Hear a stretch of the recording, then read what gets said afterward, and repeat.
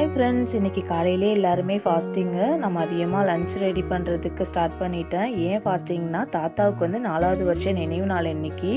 அதுக்காக தான் தாத்தாவுக்கு படைக்கிறதுக்காக வெஜ் மீல் ரெடி பண்ணேன். ஒயிட் ரைஸ், சாம்பார், ரசம், கேரட் பீன்ஸ் பொரியல், அவியல் பண்ணிவிட்டு மெதுவடை, மசால் வடை, பால் பாயசம், அப்பளம் இதுதான் பண்ணியிருந்தேன் இன்றைக்கி.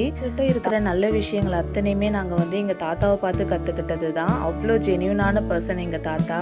இறக்கும் போது அவங்களுக்கு வயசு வந்து 86. ஆனால் பார்க்கும்போது அப்படி தெரியவே தெரியாது. அவ்வளோ கம்பீரமாக இருந்தவங்க.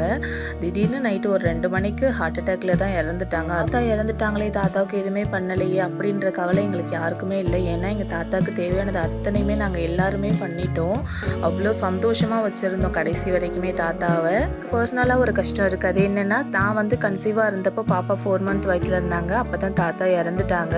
நான் கன்சீவாக இருக்கன்ற விஷயத்தை கேள்விப்பட்டப்போ தாத்தா அவ்வளோ சந்தோஷப்பட்டாங்க. இன்னும் கொஞ்ச நாள் இருந்திருந்தா பாப்பாவை பார்த்துருப்பாங்க. அந்த ஒரு கவலை தான் எனக்கு. பிறப்புன்னு இருந்தால் இறப்புன்னு ஒன்று கண்டிப்பாக இருக்குல்ல, அதை நினச்சி தான் இந்த 4 வருஷத்தை கடந்திருக்கோம்.